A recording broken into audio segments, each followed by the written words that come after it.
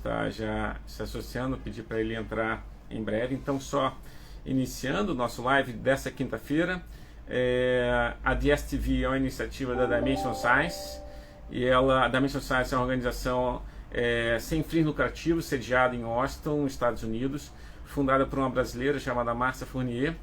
Ela tem como função principal a inclusão de minorias na ciência, fornecendo bolsas e estudos de acesso a programas de ensino superior. Então, a primeira iniciativa que foi tomada foi a Covid Task Force, foi um programa de bolsas que foi oferecido pela Dimension Science, cujo objetivo foi ter bolsas de estudo para estudantes brasileiros que trabalhavam diretamente com a Covid, né, tanto no diagnóstico quanto na pesquisa básica. Esses pesquisadores brasileiros tiveram 3 meses de bolsa, que foram financiados pela Dimension Science, com o objetivo de estudar Covid. Né? Eu estou esperando aqui o Rodrigo se associar. Hoje vamos ter o virologista e professor da UFRJ, Rodrigo Brindeiro. Vamos ver se ele já entrou aqui. Por enquanto ele não está aqui. Em breve nós entraremos. O Rodrigo ele vai falar sobre as vacinas que estão disponíveis hoje, ou principalmente aquelas que vão ser as primeiras a gente entrar em contato, as primeiras a serem utilizadas no Brasil, que é a Coronavac, que é a vacina de origem chinesa, tecnologia chinesa, e a da AstraZeneca, que é Oxford AstraZeneca, que é a segunda que deve entrar, que os brasileiros devem começar a ter acesso em breve. Vamos ver se o Rodrigo já entrou. Ainda não, ele estava com um probleminha de conexão. Já ele entra, a gente começa o live então com o Rodrigo. Peço um pouquinho de paciência. Vamos ver quando é que ele se associa ao nosso live. Vamos ver. Bom, então só lembrando, gente, a gente é a DSTV. Meu nome é Marcos Alves Ferreira, sou professor titular na UFRJ, trabalho no departamento de genética, o mesmo departamento que o professor Rodrigo também trabalha. E a Dimension Science é uma instituição sem fins lucrativos, que tem sede em Washington, nos Estados Unidos, que foi fundada por uma brasileira, Márcia Fournier, cujo objetivo principalmente é a inclusão de minorias na ciência. Como é que ela faz isso? Através de fornecimento de bolsas. Então, por exemplo, a Covid Task Force foi a primeira bolsa que foi fornecida para 7 pesquisadores brasileiros para trabalhar com diagnóstico de Covid e também na pesquisa básica em Covid. Mas também a Dimension Science trabalha em outras áreas, né? Uma delas é a divulgação de ciência, e é o que nós estamos fazendo aqui hoje, divulgação de ciências com a DSTV, e além de mim nesse grupo, a Mariana Scarbi e a Bruna Petreiro também estão ajudando na DSTV. Vamos ver se o Rodrigo conseguiu se conectar. Ele ainda não está aqui. Talvez esteja com algum problema de conexão lá na casa dele. Talvez eu tenha que iniciar novamente para ver se ele entra no live. Desculpe por esse problema técnico aqui, por enquanto ele não entrou. Bom, e o objetivo dessa live de hoje é conversar sobre as vacinas, quais são os prós e contras que vamos ter com as vacinas que vão ser primeiro disponibilizadas, né? Então nós vamos focar em 2 vacinas em especial, que é a vacina que foi proposta, que talvez seja a primeira, né, a entrar que a gente tenha acesso, que é a vacina com tecnologia chinesa, né, que é a Sinovac, né, e a segunda vacina que nós vamos conversar hoje é a Oxford AstraZeneca, né, são as 2 vacinas que nós vamos testar. Opa, o Rodrigo está ligando aqui, eu acho que está com algum problema de conexão. Vou atender o telefone, deixa eu ver como é que eu faço isso. Ele entrou, ótimo. Vamos então entrar em contato com Rodrigo Brindeiro. Já estou convidando. Obrigado aí pela paciência. Alguns problemas técnicos iniciais, ele já está. Opa, Rodrigo! Tudo bem, querido? Tudo jóia? Tudo ótimo. Que bom que a gente conseguiu conectar. Estava um pouco temeroso que as coisas não fossem correr tão bem, mas na realidade, foi uma falha minha, né? Eu deveria ter explicado isso com mais Não, imagina, precisão com imagina. você antes, né? Uhum. A gente já está no ar com todo mundo ou estamos só nós Já dois? está no ar com todo mundo. O live já começou, temos 15 participantes aqui no live. Maravilha, maravilha. 19 agora, então você está sendo super popular aqui no nosso live da Dimension Size. Ah, é? Sim, sim. Que bom. Rodrigo, é um prazer. Deixa eu apresentar você para quem não te conhece. Eu acho que a maior parte das pessoas que estão aqui já te conhecem, né? O Rodrigo Brindeiro é professor na UFRJ, no departamento de genética, né? Ele fez ciências biológicas pela Universidade Federal do Rio de Janeiro, né? Finalizando em 1987, depois mestrado também no departamento de genética da UFRJ, e em seguida fez doutorado pelo departamento também de genética da UFRJ, terminando em 1999. Ele é professor associado, né, a um pulo do titular, né, Rodrigo? Vamos fazer uma força para você vamos chegar lá em breve. E o Rodrigo vem trabalhando durante muito tempo com vírus, né? Ele faz parte do grupo do Amilcar Tanuri, ele é um dos professores que constitui a força-tarefa da UFRJ no estudo para diagnóstico de Covid, também uma série de outros estudos estão sendo feitos no laboratório, que o Rodrigo está junto com os demais professores que nós tivemos aqui já a oportunidade de conversar, o Orlando, a Carolina Voslock e agora o Rodrigo. Rodrigo, muito obrigado por ter aceitado o convite para a gente conversar. Eu que agradeço, é uma honra. Legal. Olha, a primeira coisa aqui, a gente está no meio de uma polêmica grande em relação às vacinas, né? Nós temos 2 vacinas que estão sendo disponibilizadas e vão ser as primeiras a estarem disponibilizadas, né? Eu queria que você começasse falando um pouco sobre quais são as etapas necessárias para a produção das vacinas, né? Tem a etapa do laboratório, né, que você pode falar com um pouco mais de detalhe. Depois você tem as etapas que são chamadas clínicas, né? Tem a pré-clínica e a clínica. Você poderia falar um pouquinho mais dessas etapas para a gente entender quais são os possíveis problemas que podem acontecer no desenvolvimento de vacinas, Rodrigo? Claro, sem dúvida. Na verdade, fazer uma vacina é um processo extremamente complexo e demorado, né? Então, eu diria que a gente está batendo todos os recordes aí com o coronavírus, né? Para vocês terem uma ideia, eu vou citar alguns casos aqui. A vacina para pólio, né? Seib e Salk, ela demorou 7 anos, entre 1948 e 1955, para ficar pronta, desde que começaram a trabalhar nisso. E quem quiser ver no Netflix, tem um documentário sobre isso, a briga entre Salk e Seib, e o Seib se arriscou muito, inclusive, deixando só em 7 anos, porque ele ainda tinha muita dúvida. A de Catapora demorou 34 anos para ficar pronta. Começou em 1954, só ficou pronta em 88. A de Cachumba levou 4 anos. A de HPV, 15 anos. Para vocês terem uma ideia, né? E a de rubéola, 9 anos. Então, não é trivial, né?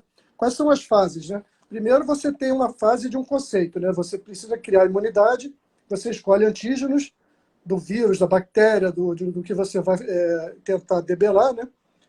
E aí você vai escolher qual é o mais imunogênico. Nem sempre o mais imunogênico é o melhor. Aí sim, sim. O antígeno que você está falando são as proteínas do vírus, né, Rodrigo? São as proteínas do vírus, da bactéria, que você vai aproveitar. Elas criam uma reação imunológica no nosso corpo. A gente recusa aquilo porque não reconhece como próprio.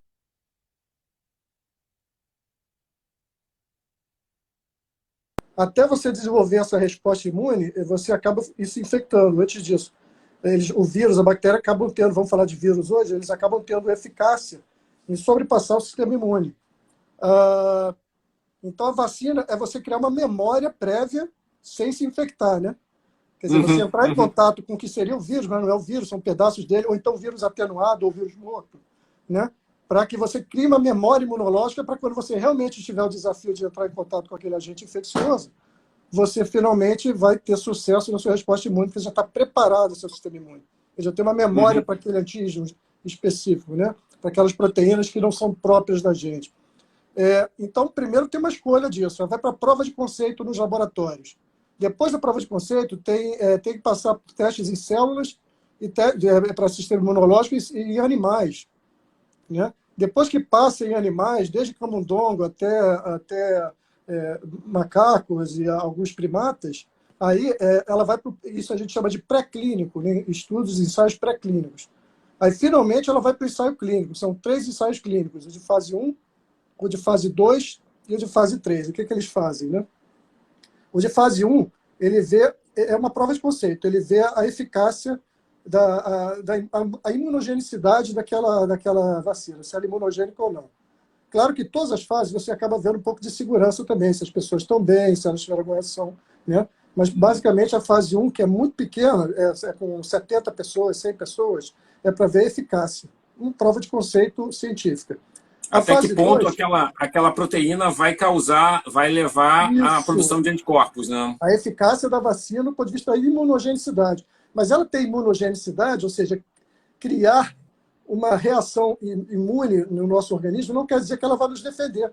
Existe uma grande diferença entre você desencadear o seu sistema imune para responder alguma coisa e essa coisa ser realmente eficaz para combater o vírus. Essa a gente só vai ver na fase 2 e na fase 3. Não é mais a imunogenicidade, que pode não ser eficaz, mas pode não ser o suficiente para debelar, né? Aí na fase 2 você vai ver segurança com centenas de pessoas, são centenas de pessoas envolvidas, 300, 400. E na fase 3 você vai ver segurança. Na fase 2 você viu dose também, quais são as doses, se é uma dose só, se são 2 doses. Qual é o período para você criar imunogenicidade, se é de 2 meses, 1 mês, 6 meses, para a segunda dose, ou se não vai precisar de dose nenhuma, só uma, não é uma segunda dose, não. Isso na fase 2. E na fase 3 você vê a segurança, se alguém vai ter reação adversa, né? Porque 1% já é muita coisa. Mas aí você tem que botar mais de 1.000 pessoas, 2.000, 3.000, 10.000 pessoas no estudo desse. Mesmo na fase 1, quando só são 70, você tem que ter é muito complexo, não simplesmente você chegar na população e pegar 70 pessoas. Você tem que ver o risco delas, a idade, tem que fazer toda uma metodologia de sistematização das pessoas que vão receber aquela vacina, né? Por exemplo, vamos falar de HIV. E essa fase envolve milhares de pessoas, né? Essa última fase. Isso, mas não é só número, é qualidade. Você tem que saber escolher as pessoas-alvo para ter uma resposta estatística e imunológica suficiente para dar a resposta. Então tem que ter pessoas de diferentes idades, sexo, diferentes realidades, para você ver realmente, né, com diferentes níveis nutricionais, etc., para você ter certeza que ela vai ser eficaz e segura em várias realidades diferentes. Isso é muito complexo. Fazer um desenho de fase 3 é extremamente complexo. Não é simplesmente pegar um monte de gente e sair vacinando, não é isso. Você tem que escolher qual é o público para que você tenha uma resposta antes de liberar aquela vacina. Todo mundo foi testado, grávida foi testado, criança foi testado, velho foi testado, pessoas com doenças pré-existentes foram testadas, isso tudo tem que ser visto na fase 3. Porque imagina, se dá uma vacina de uma pessoa com idade ou uma pessoa que tem um problema cardíaco, ela morre com ataque cardíaco da vacina. Então você tem que garantir isso na fase 3. A fase 3 é para isso. E a gente espera na fase 3, geralmente as vacinas ela têm uma reação adversa, quase todas.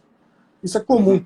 Quando saiu aí nos jornais sobre a de Oxford, né, a AstraZeneca, né, que tinha uma pessoa que tinha tido um efeito adverso, foi o celeuma. Isso é normal.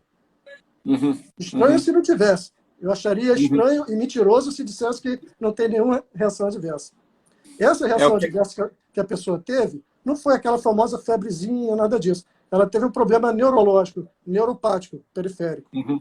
Mas isso acontece em muitas vacinas de uma porcentagem muito pequena da população. Isso é comum. Febre amarela dá muito isso, por exemplo. E pode ser relacionada com a vacina ou não, né? Pode ser um caso esporádico de uma pessoa que teve um problema e não estava relacionado com a vacina em si, né? Você vê como é que é complexo. Quando a pessoa tem um efeito qualquer, você tem que ver se não é da vida dela ou se é realmente da vacina. Pode não ter nada a ver com a vacina. Só que a gente dá azar que a pessoa estava no grupo de testagem. A gente tem que avaliar o quanto que aquele efeito, né, aquela patologia que a pessoa teve, está associada à vacina ou é da vida. Então, vários exames têm que ser feitos.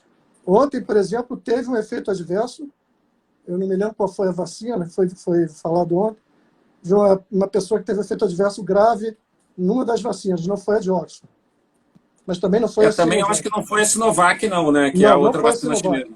Não. Foi uma outra terceira vacina, exatamente. Eu também não estou lembrado. Eu vi que A eu gente me está lembro de testando no ver. Brasil 3 vacinas, né?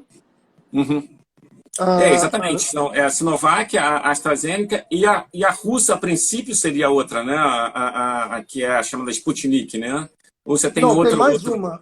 A Sputnik ainda não chegou. Ela Sim. vai ser testada no Brasil. Ela é a quarta.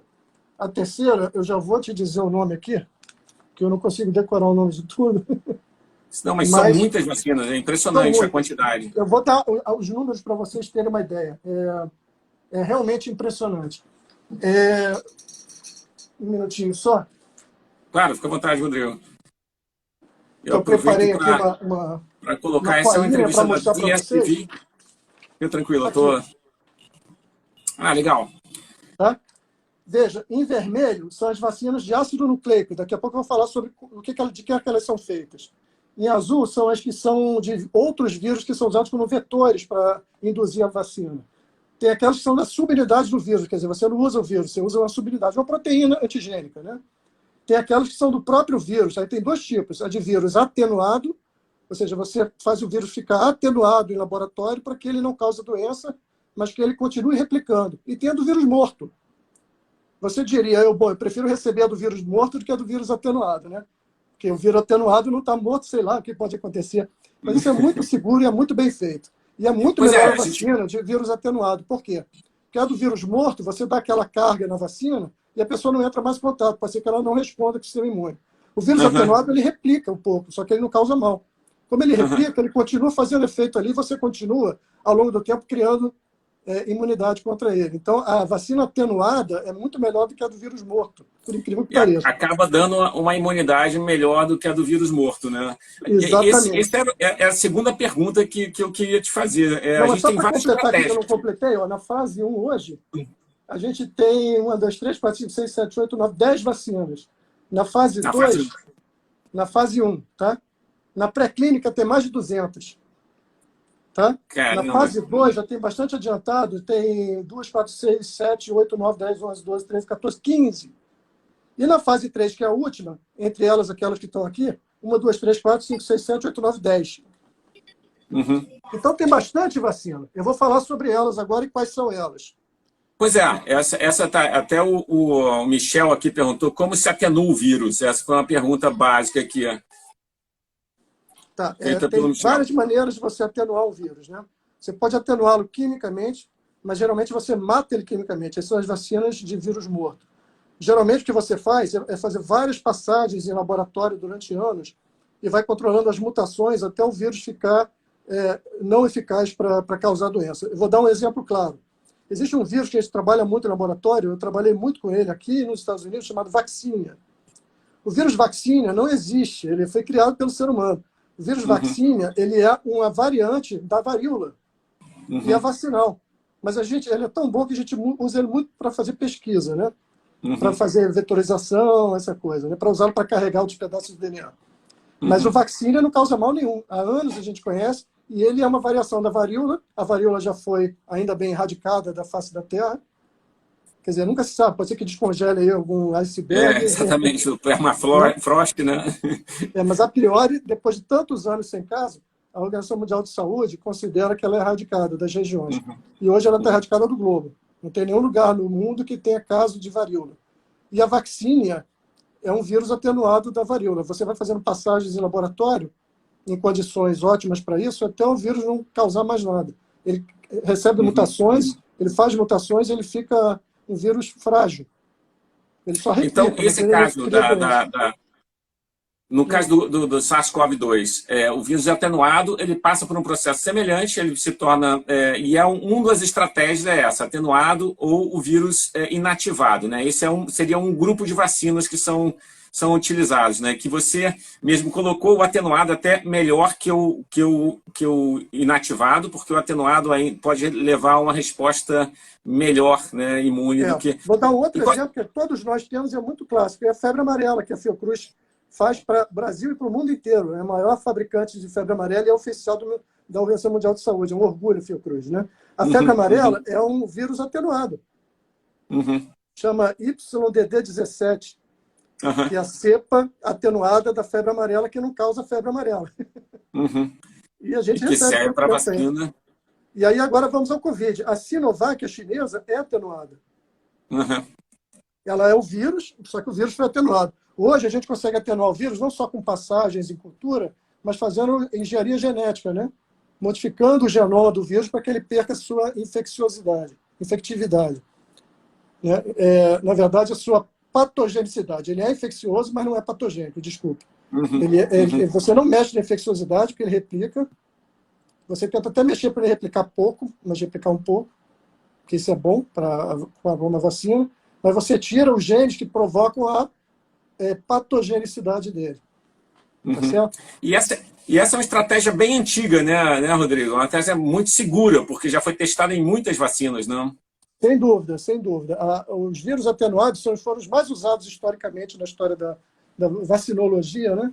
Da imunologia, para criar-se vacinas para os humanos. Né? Então, é um caso de sucesso. Os chineses fizeram isso. Né? A Sinovac da Sinovac é um vírus atenuado.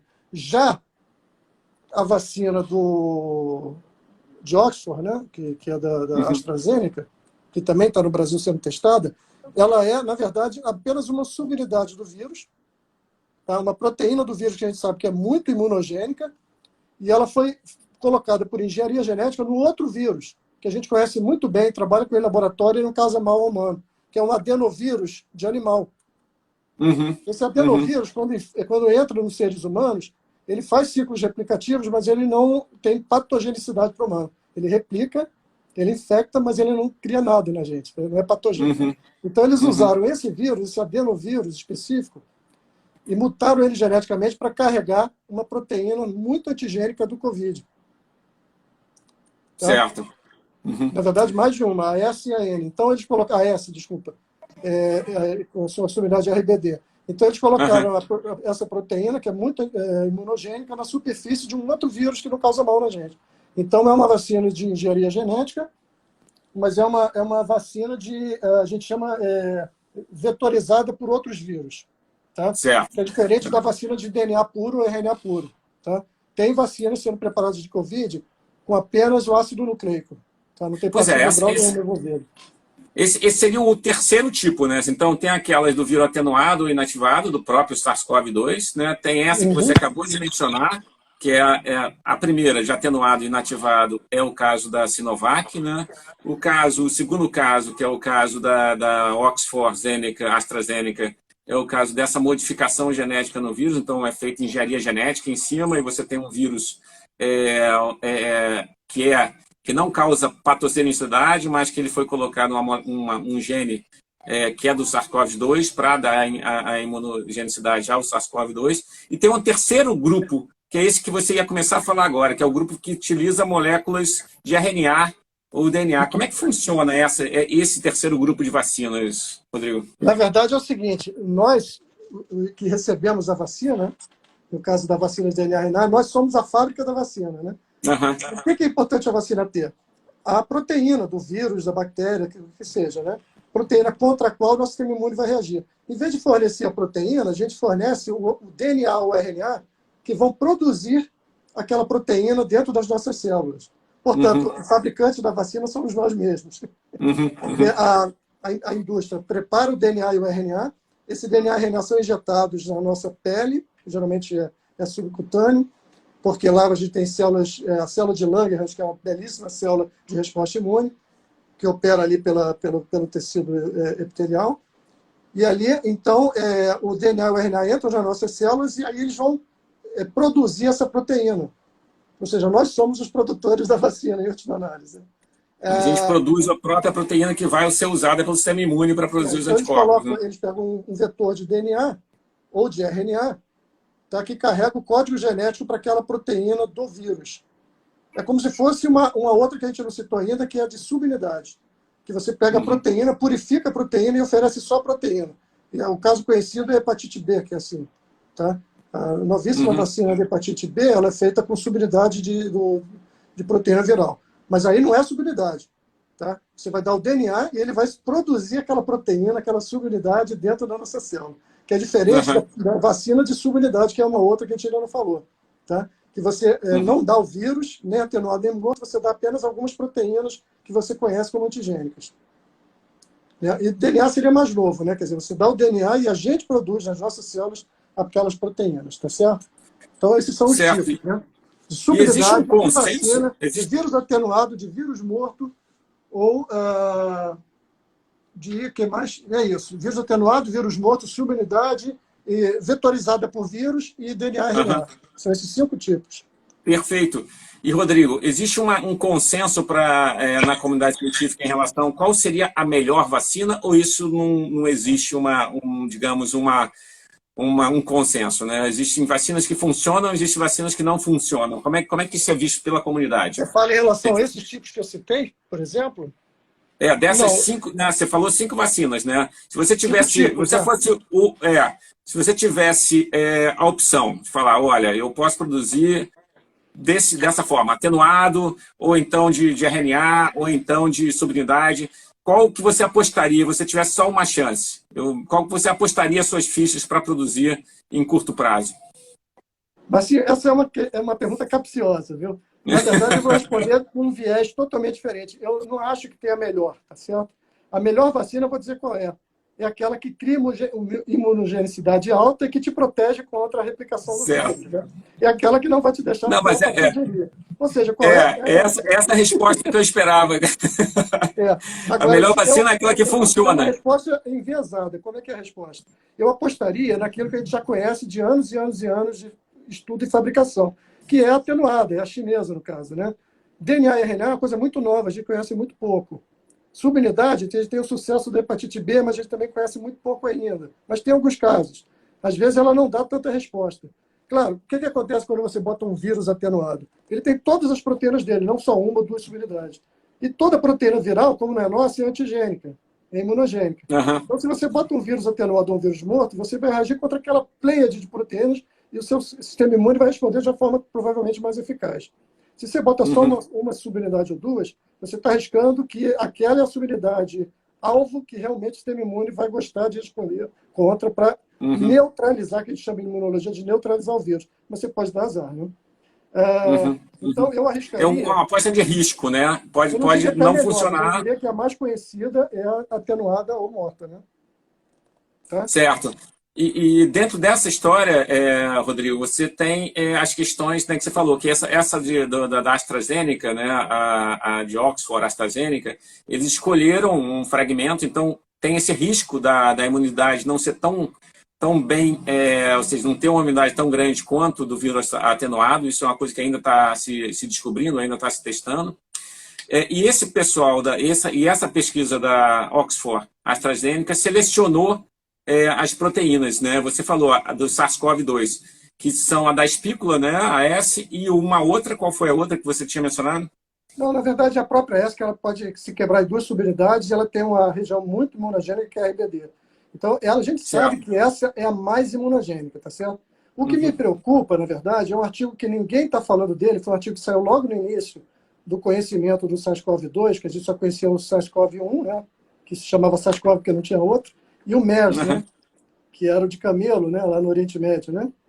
Sim. E aí aconteceu o SARS-CoV-2. Logo no início, eles mostraram que a proteína N ela é extremamente antigênica. No entanto, é provocar uma boa parte daqueles desdobramentos imunológicos exacerbados que levam ao quadro clínico do SARS, né? Do SARG, né, em português, ou seja, da síndrome respiratória grave, né, severa, né, aguda severa. Né? E aí, essa proteína N, em algumas vacinas tentativas no passado para SARS-1, não para SARS-2, ela não só não criou imunogenicidade, porque em laboratório ela era muito imunogênica, mas na hora de colocar no ser humano não foi. Ela piorou o quadro clínico. Olha. Ela é responsável por aquela... E isso me preocupa muito. Por exemplo, eu não sei qual é a estrutura da vacina atenuada da China, mas eu espero que ela tenha inativado a proteína N. Se não inativou, é capaz de ela ter de algum desdobramento. Mas eu não acredito que vai acontecer isso. Eu acho que eles tiveram essa atenção e inativaram a proteína N. Por que eu digo isso? Porque eles já teriam visto na fase 1, 2 e 3 alguma coisa errada acontecendo, né? Sim, E já sim. teria sido Não, é exatamente relatado. isso que a gente ia comentar. A gente tem a Sinovac e a Oxford AstraZeneca. Então, eu só queria que Pois é, você, de fiquei de novo... terceira que está no Brasil. A terceira que Uhum. está no Brasil oh meu Deus, perdi aqui. É a, opa. É a Sinovac, a AstraZeneca, a Oxford, né? E Sim, eu acabei de perder outra aqui, peraí. É a não se da... preocupa. De até uma indústria farmacêutica bastante conhecida. Eu que me perdi aqui na minha Nada, papelada. Mas não é ainda a Sputnik, né? sim, sim. A Sputnik eu acho que ainda vai ter um contrato né, ainda estão bolando o contrato para ela começar a ser utilizada, né? Então ainda tem um passo atrás das outras, né? É. A Mas voltando à questão Pfizer é Oi? da Pfizer. Pfizer, tá. Pfizer que já Então, está sendo testada aqui, ela já está em fase 3 e no Brasil. Quais são as que estão olha em fase só, 3? A Pfizer, a da Moderna, que é uma americana, muito boa, mas que não veio para o Brasil. a Tá? Janssen, não é? Que o Luiz A Pfizer comentou. são de DNA ou de RNA, tá? Elas são de ácido Tá, nucleico. Tá? Aí você tem a AstraZeneca e uma outra chinesa chamada CanSino, que não é aquela que a gente está aqui, que é de vetorizada com outros vírus, né? Como eu já falei. uhum, A gente tem a Novavax também na fase 3, que é de subunidade do vírus, né? São algumas proteínas do vírus. E de vírus atenuado, a gente tem a Sinovac, que está aqui, a Sinopharm e a Beijing, todas chinesas. Mas certo. para eu só veio a Sinovac. Essas são as de fase 3 que estão no mundo, né? Aqui a gente Sim, tem a vir para a quarta, que é a novidade, que é oh meu Deus, que é a russa, né? A Sputnik. sim, a Sputnik. A Sputnik. Olha, tem uma pergunta interessante aqui, olha. A Luciana pergunta se existem outras vacinas de ácido nucleico que são utilizadas com sucesso já. Ou seja, que já foram aplicadas e deram sucesso. Eu, de fato, eu não sei. Você tem conhecimento disso, Rodrigo? Olha, a gente tem algumas vacinas que estão em teste, mas até agora é uma novidade, né? É uma Sim. novidade, então a maior parte dessas vacinas ainda estão em teste e ainda não foram lançadas no mercado, ainda estão em teste. Ou Não seja, quer dizer que elas estão em sejam ruins, teste, mas... né? Uhum. E voltando ao nosso tópico inicial, ou seja, a gente tem a Você vê, Sinovac. por exemplo, já respondendo a ela, tem duas em fase 3, portanto, elas tiveram sucesso na fase 1 e na fase 2, que são de ácido nucleico, para Covid, Uhum, tá? Que são a da Moderna, que é uma empresa americana muito boa, e a da Pfizer, que está sendo testada, inclusive, no certo. Brasil, tá? Uhum, uhum. Elas são de ácido nucleico.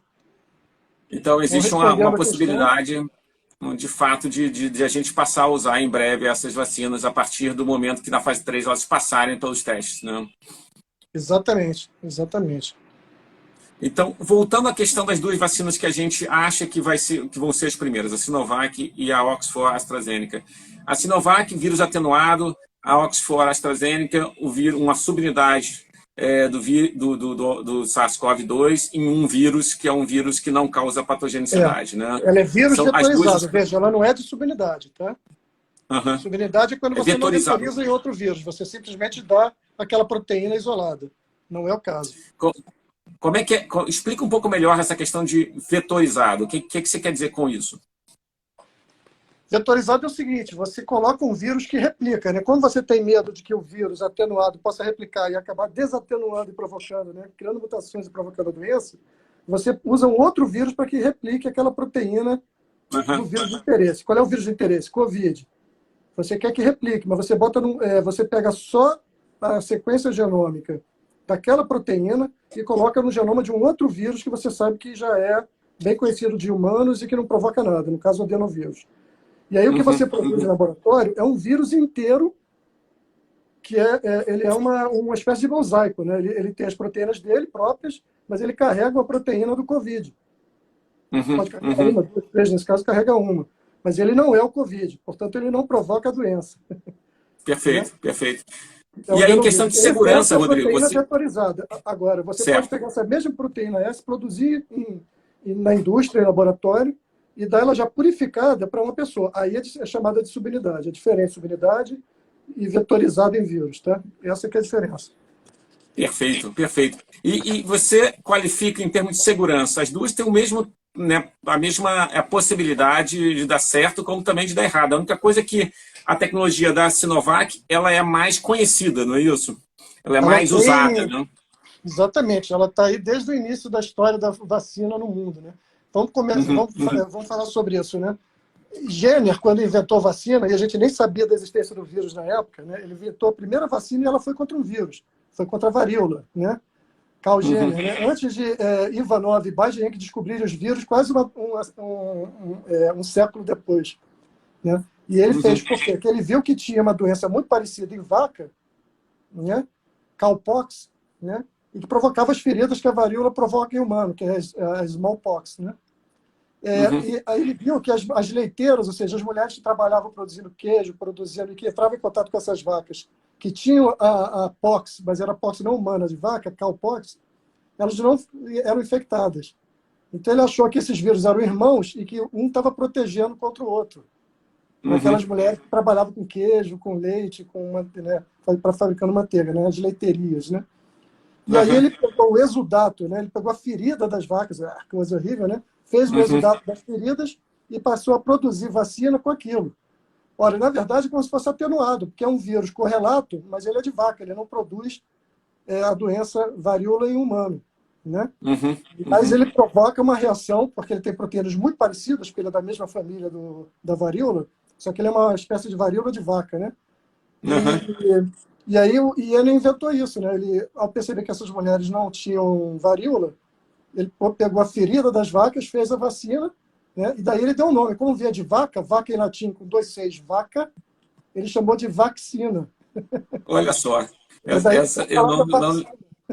Foi a primeira vacina bem-sucedida do mundo, antes mesmo da gente saber o que era vírus. E ela é contra o vírus, da varíola. Né? Foi o Jenner que inventou a vacina, né? E é aquela história, né? Foi uma coincidência que foi descoberto que muita coisa acontece na ciência, né? Por uma observação, né? Que não esperada, a pessoa chega a uma grande descoberta, que é, no caso, a vacina, né? E às vezes só muito tempo depois é que você vai desvendar o que aquilo faz, que foi o caso do Carl Jenner, né? A imunologia só apareceu quase 150 anos depois, para justificar aí resposta imune, repertório imunológico, tudo isso, né? Então ele acertou no alvo sem nem saber o que estava fazendo. Em termos de segurança, Rodrigo, você acha que existe algum tipo de problema com uma dessas vacinas, ou a Sinovac ou a Oxford AstraZeneca? Qual a sua opinião sobre isso? Você chegou a comentar um pouquinho, né, sobre a sua preocupação, mas é claro, né, isso dentro do que é esperado que os cientistas possam ter já observado em relação a essa proteína, que potencialmente pode, em conjunção com a doença, ter algum efeito colateral. Mas, assim, em termos de segurança, as duas vacinas são seguras, né? Aparentemente, a gente já está bem avançado na fase 3 para ambas as vacinas e não foi reportado nenhum grande efeito colateral adverso grave. Tá? Aquele caso que a gente falou da pessoa que teve a neuropatia não estava associado. E a vacina propriamente dita. E teve um caso ontem, mas que ainda está em pesquisa, mas não era nada grave. Quando é grave, aí pode complicar. Mas veja bem, a febre amarela, que a gente tem uma história longuíssima com ela, que é uma das vacinas mais bem-sucedidas do mundo, ela provoca um quadro mórbido e pode provocar mortalidade em 1 em cada 6 ou 7 milhões de pessoas. Certo. Então, a cada 7 milhões de vacinações, alguém não vai se dar bem. Né? Mas quando você pensa custo-benefício, né? Em que você erradica uma doença inteira da face da Terra, né? Vale a pena correr esse risco. Apenas você acompanha, né?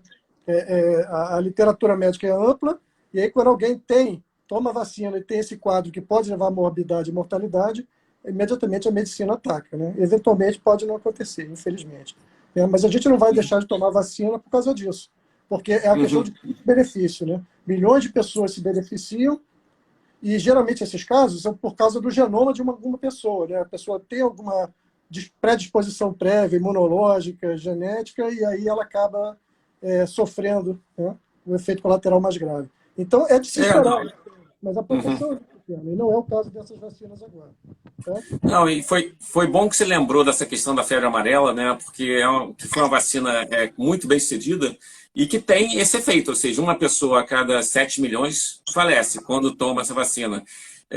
E é claro, né? Se você deixasse, as pessoas deixassem de tomar a vacina, o número de pessoas mortas seria muito maior do que, obviamente, essa única pessoa, né?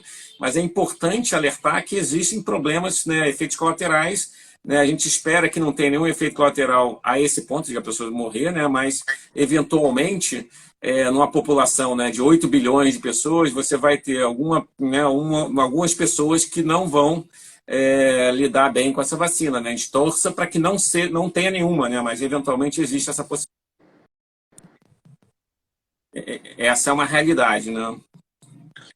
Eu vou fazer uma metáfora aqui, uma comparação com outra coisa. Né? A gente faz cirurgia para tudo, né? Em geral, as pessoas fazem cirurgia, porque ninguém gosta de cirurgia, quando é necessário, quando tem algum problema de saúde. Mas hoje é muito comum cirurgia plástica, né? Todo mundo faz cirurgia plástica à torta e à direita aí. Pois bem, existe uma doença que chama hipertermia maligna, que você vai para a mesa de operação e ela é induzida, essa doença, que ela solta cálcio, tem canais de cálcio, soltam cálcio no músculo geral, a pessoa tem um choque e morre na mesa de operação.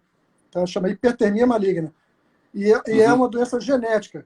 Só que ninguém sabe porque você precisa entrar numa mesa de cirurgia para descobrir. Quando você descobre, já é tarde demais. Você morreu na cirurgia. Já é tarde demais, né? Pois é. E ninguém deixa de fazer cirurgia plástica, tirar peito daqui, botar bunda dali, e outras cirurgias que são necessárias por causa disso. Mas é um problema, claro, né? É um problema. Hipertermia maligna é um problema, principalmente dos anestesistas, que acabam sofrendo um processo da família, e o coitado não tem nada a ver com isso, é uma doença genética. Mas é isso, quer dizer, eu estou fazendo esse paralelismo por quê? Porque, eventualmente, em tantos milhões de pessoas vai morrer numa mesa de cirurgia por causa de hipertermia maligna e por causa do... Quem induz hipertermia maligna, que nunca aparece para aparecer, é exatamente o anestésico da cirurgia. A mesma coisa, um em cada tantos milhões vai ter algum problema com febre amarela, com alguma outra vacina, mas é isso. Então, né, fora essas teorias conspiratórias que tem contra a Sinovac, ou seja, o risco para que ela cause algum problema é muito, muito pequeno, né, Rodrigo? Ou seja, a gente está ainda na fase 3, finalizando a fase 3.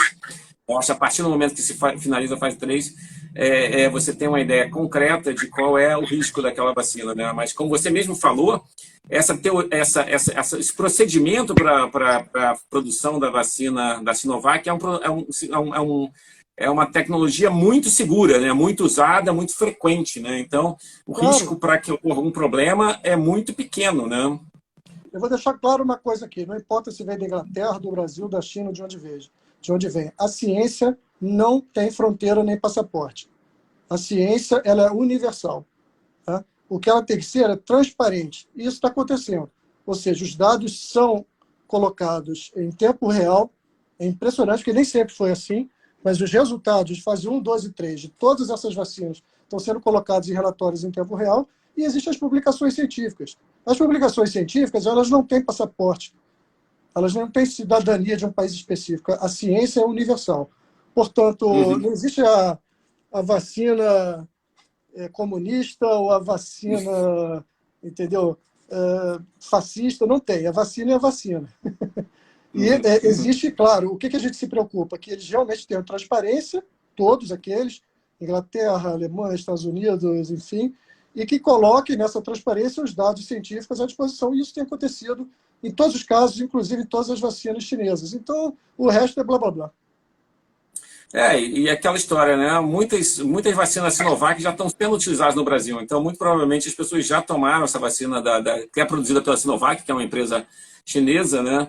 E ficaram imunes. Então, quer dizer, é uma história que já foi comprovada que a empresa é idônea, né? É uma empresa confiável, né? Não existe essa preocupação. Mas foi bom você ter falado dessa questão de transparência, né? A gente teve um problema com o caso da vacina russa, que no início se sabia muito pouco como é que ela estava indo os testes, né? Agora, aparentemente, isso está bem esclarecido, né?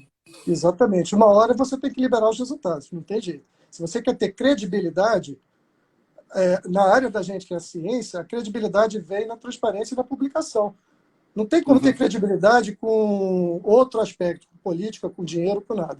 Na ciência, a credibilidade vem do fornecimento de dados, da publicação dos dados, né, e da análise dos dados pelos pares, né, de cientistas do mundo inteiro. E isso está acontecendo. Não tem como você soltar uma vacina para o mundo se você não mostrar os dados. Claro, Né? claro. É impossível, é impossível. Você pode esconder até o final, mas uma hora você tem que mostrar. Né? E isso é normal. Isso é normal. A ciência ainda bem funciona assim. Né?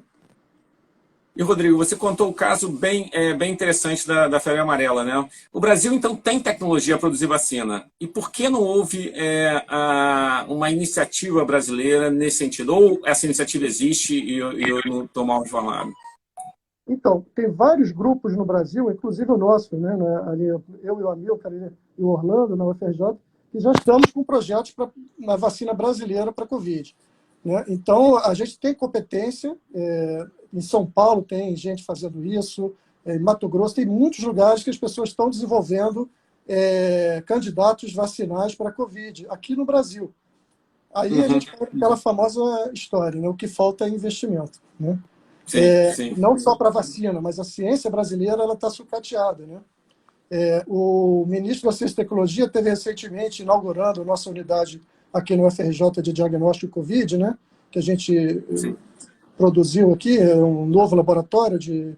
E a gente conversando com a equipe do ministro, ele deixou bem claro, a pasta dele, a Ciência e Tecnologia, ela está absolutamente zerada de budget, né? Ela não tem um tostão. Qualquer tipo de... Então, o que é que fazem esses ministros, né? Como esses ministros de área técnica? Né? Eles ficam mendigando para o grande primeiro-ministro, né? Que é o da economia. E não há... Ele simplesmente... Quer dizer, existe uma previsão orçamentária, mas ele prende o orçamento no ano para fazer superávit. Né? Enfim... E para segurar o dinheiro, né? E aí não solta para nada. Então, o Ministério tem efetivamente, planejado no ano passado, um orçamento para esse ano, mas o orçamento não é liberado. Existe o que a gente chama, existe o financeiro, existe o econômico, mas não existe o financeiro. Né? Quer dizer, a gente tem tecnologia, tem gente capaz de fazer isso, né? Você citou bem aí o grupo do Amilcar, que você faz parte, junto com o Orlando, que são especialistas. O pessoal de São Paulo, o pessoal da Fiocruz, mas falta o investimento necessário para que isso possa ser feito, né? O que outros países fizeram, como a China, como a Rússia, como a Inglaterra, como os Estados Unidos, né? Tem um financiamento em pesquisa muito mais sólido que o Brasil, né? Infelizmente. Para você ter uma ideia, a Rússia, nós estamos no BRICS, né? Quer dizer, África do Sul, Brasil, Índia, Rússia e China, né? São os países emergentes, mas parece que a gente não emergiu de nada, né? A Rússia, por exemplo, você tem ideia, ela tem uma política de Estado para a ciência. Não é a política de governo, é a política de Estado. O governo passa e o Estado fica. Outra coisa, educação ligada à ciência, arte e cultura. 90% da população, olha que coisa louca, 90% da população russa tem curso superior. 90%. A gente não consegue ter 90% de alfabetizados. Eles têm 90% de curso superior. Isso é impressionante. E é por isso que lá funciona. Que você tem a vacina aí, a Sputnik. Por quê? Porque investe. Investimento e know-how é o quê? É poder, né? Poder econômico. Claro, claro. E nessas horas, nas piores horas, nas horas dos acidentes, quando aparecem problemas, é que a gente tem a noção de como é importante estar investindo, né, no caso, em ciência, né? Ou seja, a gente poderia estar muito melhor que está agora. Mas eu queria terminar com a nota positiva, Rodrigo. O grupo de vocês, você, o Orlando e o Amilcar, né, vem trabalhando, né, durante toda essa pandemia para ajudar no diagnóstico, né? Eu queria que você falasse um pouquinho mais dessa iniciativa que foi fundamental para o Rio de Janeiro ter um centro capacitado para a realização de diagnósticos para a Covid, logo no início da pandemia, quando não tinha nenhuma iniciativa feita aqui no estado. Então, vocês tomaram essa dianteira, né? E foram pioneiros aí a desenvolver, junto com o Hospital Universitário, com outros pesquisadores, esse centro. Conta um pouquinho dessa iniciativa para a gente. Essa iniciativa começou lá no início de março, quando a gente percebeu que a questão era grave e que a gente precisava testar. que não há outra alternativa para a gente ter uma política bem-sucedida de saúde para a Covid se a gente não souber a condição da população. Não é ter diagnóstico, é conhecer a população, onde ela está. Então, a pessoa pensa que a gente faz diagnóstico é só para o cidadão saber se ele é positivo ou negativo. Não, não, não. É para você fazer planejamento em saúde. É para você ver quem está positivo, ver os contactantes, chamar os contactantes para testar também. É você ver fazer um heat map, né, um georreferenciamento para saber onde é mais concentrado e menos concentrado de casos, quais bairros, quais cidades, para que você libere de acordo com o planejamento. Não é liberar ou simplesmente fechar. Mas você pode ter lugares que você libera e outros que você fecha de acordo, não só com a população que mora ali, mas com a população que migra todo dia para trabalhar para lá. Então você tem que fazer um bom planejamento de referenciamento, de mobilidade urbana, tudo isso. E isso só com teste você consegue. Você vai testar, por exemplo, a gente está em Macaé, com o grande diretor de Macaé, o meu xará, o Rodrigo, né? Fazendo teste para a indústria de gás e óleo, né? Porque o sujeito embarca, são mais de 200 pessoas que ficam 15 dias juntas, isoladas numa plataforma, né? Então, isso tem que ser muito bem planejado. Então, a gente fez isso em Macaé, junto com a indústria de gás e óleo, né? Vou fazer agora com o Sul Fluminense, nas indústrias do Sul Fluminense e nos profissionais que vão para o shopping, por exemplo, para os professores, para que você faça testagem, né, quinzenal, ou pelo menos semanal ou quinzenal, né? Mesmo sem sintomatologia, mas para você acompanhar e você ter um índice, né, um índice de acompanhamento dos casos, né? Então, isso é planejamento. Lá no dia 16 de março, a gente começou essa atividade e era só para intramuros do UFRJ, era só para os mais de 6 hospitais que a gente tem no UFRJ, né? Maternidade Escola, São Francisco, o Clementino Fraga Filho, são vários hospitais da UFRJ. E a gente ia trabalhar apenas com os profissionais de saúde que estão expostos. Foi impossível, né? O próprio LACEI do Rio de Janeiro estava assoberbado, a Fiocruz assoberbado e pediram ajuda. E a gente acabou fazendo para o Marcílio Dias da Marinha, para o LACEI do Rio de Janeiro, para a Fiocruz, e hoje a gente faz para uma série de parceiros, né, a testagem. Foi fundamental. Já estamos em quase 30 mil testagens feitas. Olha. Mais Macaé, que já está quase em 10 mil, e agora vamos começar no Sul Fluminense. Tem que testar. Tem que testar não só para saber se você é positivo ou negativo, mas para saber se você tem a sintomatologia, mas para fazer planejamento estratégico na área de saúde e econômica e de urbanismo, né? Saber onde está a doença, o que a gente pode fazer com a economia, com as escolas, com os shoppings, com tudo. Sem isso, não tem jeito, tem que testar. Então, a gente começou a testar. No início, ficava uma fila enorme lá, uma loucura, porque a gente tinha que controlar o espaçamento. Mas agora é marcado. Você entra na internet e marca lá, agenda o seu teste, né? Ou seja, ainda está disponível, né, na UFRJ, mas vocês também estão estendendo esses tentáculos para a região dos lagos, né, que precisam dessa... Mas tudo isso começou com o Tanuri, com o Orlando, comigo, mas é preciso citar grandes pessoas que estão lá batalhando todo dia. A doutora Terezinha, Rafael Galiês, a Zazar, são os médicos da nossa DIP lá do hospital, que vem trabalhando incansavelmente todo santo dia lá para fazer diagnóstico, tá certo? E para fazer esse mapeamento também. São pessoas fabulosas. E mais de 50 voluntários diferentes, alguns trabalham de graça. Estagiários, alunos, pós-graduandos e tudo isso, tá? Então, a gente fez uma força-tarefa enorme. E não sou eu, não é a Milka, não é o Orlando. É toda uma equipe que é fabulosa. Eu fico com vontade de chorar, eu fico emocionado quando eu vejo esse pessoal trabalhando.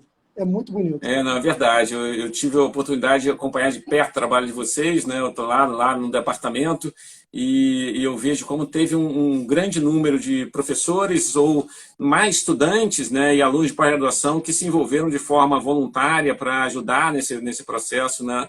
Mas é claro, Rodrigo, acho que sem vocês, né, como especialistas de virologia, você, o Amílcar, o Orlando, são os líderes, né? Então acho que tem que dar também mérito a essas pessoas que tiveram essa capacidade, como você, o Amílcar e o Orlando, de liderar esse esforço pioneiro, né, e conseguir, né, numa situação caótica que foi o início da pandemia, ter um núcleo de excelência produzindo diagnóstico e dando as orientações, né, como você falou, de planejamento, né, de como seria feito né, todo o processo de lockout, de lockdown, ou então de gerenciamento pessoal em lugares tão importantes como hospitais, né, porque, na realidade, o grupo que atua diretamente na linha de frente são médicos, enfermeiros. Se não tivessem esse diagnóstico, a situação seria muito pior. Né? Você teria uma quantidade de pessoas contaminadas imensa, né? Pessoas que realmente estão ali fazendo a linha de frente contra o Covid. Né? Então, o trabalho de vocês foi fenomenal. Eu aproveito para, né, parabenizar por esse trabalho, que foi essencial. E agora vocês continuam trabalhando de uma forma fundamental nessa pesquisa. Eu fico muito feliz de saber. Eu não sabia que vocês tinham um projeto da produção de uma vacina, de trabalhar num projeto de vacina. Então, fico feliz de saber que vocês também estão envolvidos na produção de uma vacina. Eu espero que, mesmo com as limitações, né, que a gente sabe que tem, de financiamento... Exatamente. É bom você citar isso, porque as limitações levam a gente ao quê? A fazer colaboração, é mais importante. A gente não trabalha sozinho. A Luciana, a nossa professora Luciana, lá da microbiologia, o professor André, tem várias pessoas envolvidas nessas iniciativas. Porque só a nossa capacidade, a nossa força humana de trabalho é que supera essa adversidade. Você falou do nosso diagnóstico. Toda vez que eu, Amilcar, Orlando, a gente é desafiado com alguma coisa que está acontecendo em saúde no mundo, pergunta, vocês conseguem dar resposta? A gente sempre responde, claro, sim, porque a gente sabe que não tem dinheiro, a gente sabe que não tem capacidade, mas a gente sabe que a gente tem capacidade humana. Eu fico embasbacado com as pessoas trabalhando lá, como é um grupo forte e que encara os desafios, mesmo com falta de investimento. Fico muito feliz com isso. Com certeza, Rodrigo. E sempre dando essa resposta. Você é capaz de fazer as coisas? Claro que sim. Pô, foi muito bom. Rodrigo, a gente infelizmente tem 1 hora no máximo, senão a gente não pode gravar o vídeo depois aqui no Instagram, e eu quero muito que essa entrevista seja gravada e que a gente possa depois poder ouvir vocês, outras pessoas que não estiveram aqui possam ouvir você. Essa entrevista foi... Eu agradeço muito, que tudo que você falou foi extremamente importante, extremamente informativo. Agradeço muito a entrevista e agradeço muito também a todo o esforço que você vem fazendo em prol aí da comunidade em relação ao combate ao Covid-19. Obrigado, quero um grande abraço e a gente vai ficando por aqui. Essa oportunidade, fico muito feliz de você fazer essa divulgação de ciência, né? E agradeço muito você ter me convidado.